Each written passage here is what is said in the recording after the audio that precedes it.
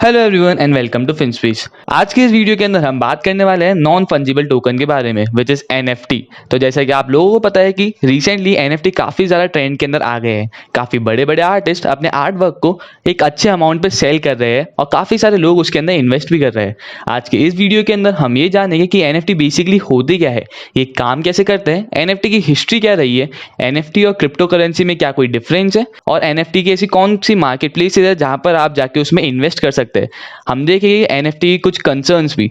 तो अगर आपका भी इंटरेस्ट है कि आप अपने सराउंडिंग्स के अंदर जो टॉपिक चल रहे हैं उनसे अवेयर है, then do watch this video till the end. और अगर आपने अभी तक हमारा चैनल सब्सक्राइब नहीं करा है then do subscribe our channel and also press the bell icon. So let's get started.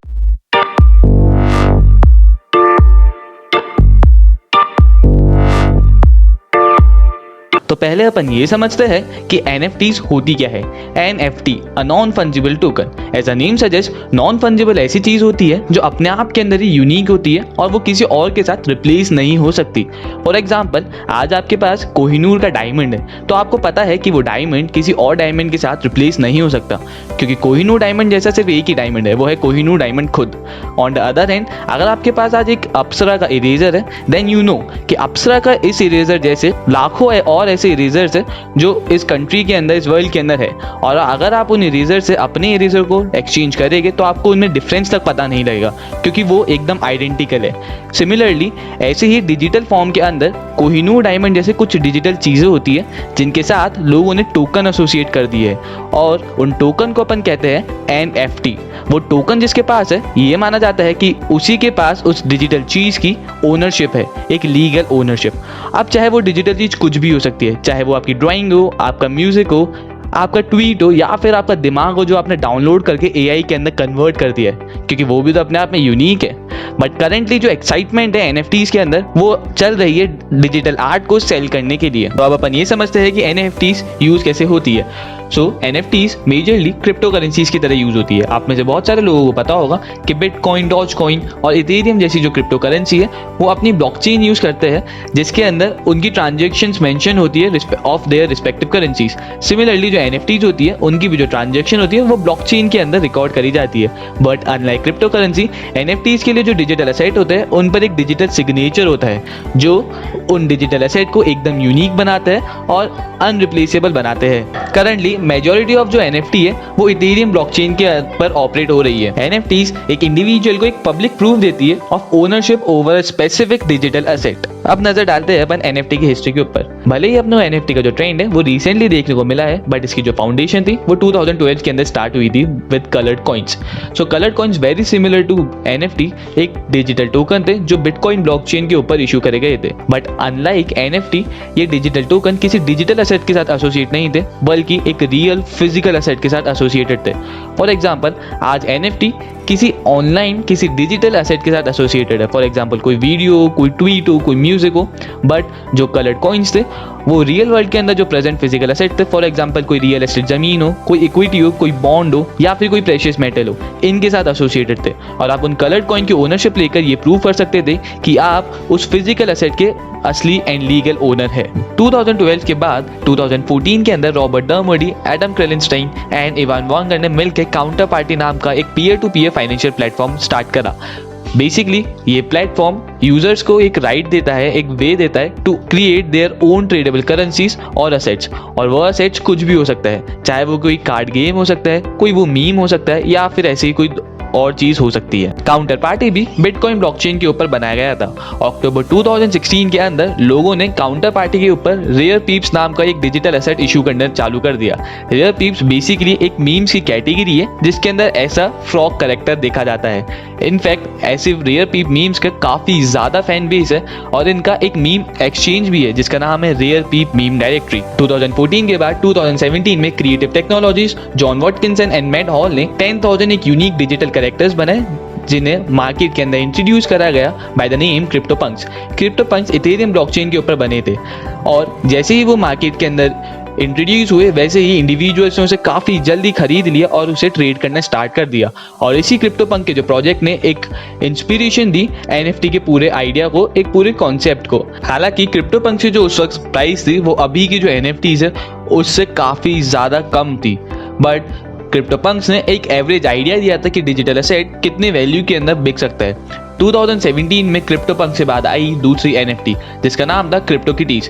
Basically CryptoKitties एक वर्चुअल वीडियो गेम था which is again based on a blockchain. इस CryptoKitties नाम के वर्चुअल गेम के अंदर इंडिविजुअल्स अपनी cat को खरीद सकते थे, अडॉप्ट कर सकते थे, उन्हें बड़ा कर सकते थे और इवन उन्हें ट्रेड तक कर सकते थे। सारी कैट्स आपस के अंदर एकदम यूनिक थी और लोगों ने इसे काफ़ी ज़्यादा ट्रेड करा और काफ़ी ज़्यादा प्रॉफिट्स भी अर्न करे। इनफैक्ट कुछ वर्चुअल कैट्स तो $1 लाख तक के प्राइस पे ट्रेड हो रही थी। बात करें अगर अपन क्रिप्टो करेंसी और NFT के बीच के डिफरेंस की, then crypto currency are majorly fungible.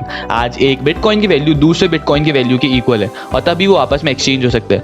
On the other hand NFTs के साथ ऐसा नहीं है।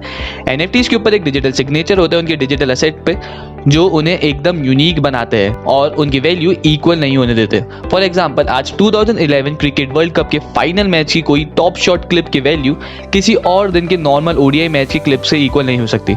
इनफैक्ट उसी 2011 क्रिकेट वर्ल्ड कप के फाइनल मैच की एक क्लिप की वैल्यू दूसरे के क्लिप के वैल्यू से इक्वल नहीं हो सकती क्योंकि वो दोनों ही क्लिप्स एक दूसरे से अलग है। अब नजर डालते हैं अपन उन NFTs के ऊपर जो काफी सिग्निफिकेंट अमाउंट के ऊपर सेल करी गई है। तो पहली NFT का नाम है एवरीडेज the first 5000 days.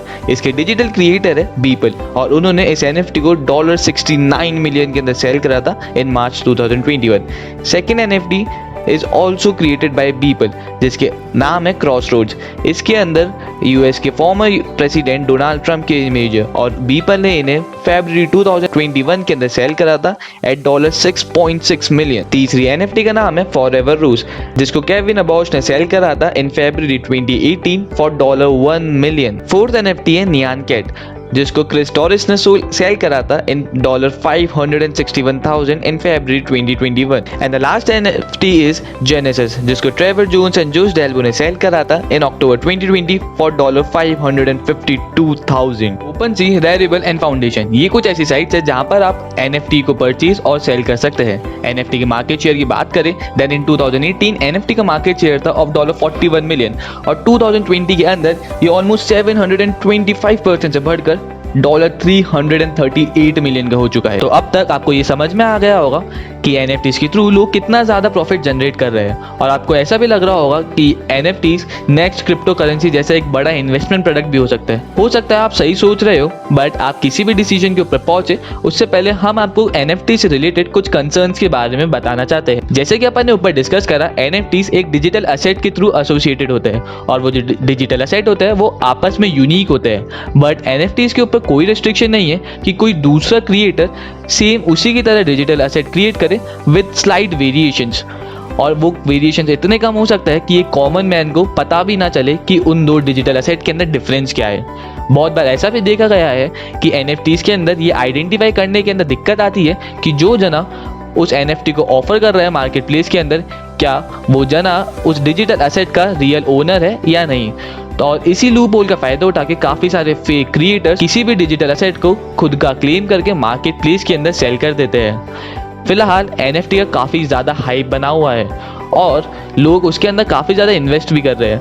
In fact Eminem और न्यूक्लियर जैसे आर्टिस्ट ने जब अपने NFTs निकाले तो ये जो हाइप है और ज़्यादा वाइड होने लग गया और लोग इस NFTs को ज़्यादा ऑब्जर्व करने लग गए और ज़्यादा देखने लग गए कि आखिरकार ये है क्या। फिलहाल in our opinion at present आप NFT को एक इन्वेस्टमेंट प्रोडक्ट की तरह बिल्कुल भी मत देखिए। ये एक कलेक्टेबल कैटेगरी के अंदर माना जा सकता है। फॉर एग्जाम्पल जैसे पहले लोग स्टैम्प्स को कलेक्ट करते थे या फिर यूनिक पेंटिंग्स अपने घर के अंदर खरीद के लगाते थे, ठीक वही काम हो रहा है बट डिजिटली थ्रू NFTs।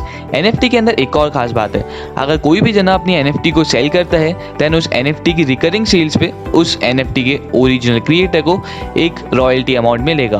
और इसलिए अभी आपने ऑब्जर्व करा होगा कि काफ़ी बड़ी बड़ी पर्सनैलिटीज़ अपनी खुद की NFT सेल कर रही है क्योंकि इसके अंदर उन्हें काफ़ी ज़्यादा प्रॉफिट है। पर अभी तक कोई भी किसी बड़ी पर्सनैलिटी का नाम सामने नहीं आया है जिसने खुद ने किसी NFT के अंदर इन्वेस्ट करा हो। ऑल्सो जिस भी डिजिटल एसेट का आप NFT परचेज करते हैं, फॉर एग्जाम्पल वो डिजिटल एसेट कोई इमेज है या फिर कोई सॉन्ग है, देन ऐसा बिल्कुल भी नहीं है कि कोई नॉर्मल इंडिविजुअल उस डिजिटल एसेट को, उस इमेज को या फिर उस सॉन्ग को एक्सेस नहीं कर सकता।